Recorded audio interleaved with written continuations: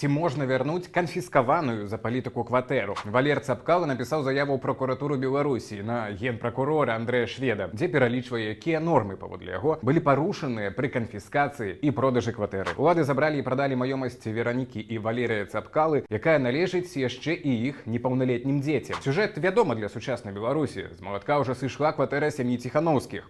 Але ці ўлады ўсё гладка робяць па законе? І чым такая гісторыя можа абярнуцца для тых, хто купляе забраныя кватэры? Юрысты з Legal Hub звяртаюць увагу на два аспекты магчымага вяртання ўласнасці. Першы – гэта прысуд аб канфіскацыі. Нават у цяперашняй Беларусі існуюць механізмы для прызнання яго незаконным. Ці такое магчыма ў будучыні? Калі вы аптыміст, то так. Другі момант – гэта прапісаныя ў кватэры дзеці. Яны маюць права ўласнасці на кватэру, і ў той жа аптымістычнай будучыні яны могуць распачаць судовыя працэсы супраць новых уладальнікаў нерухомасці. Таму гэта толькі пачатак гісторыі і наступстваў.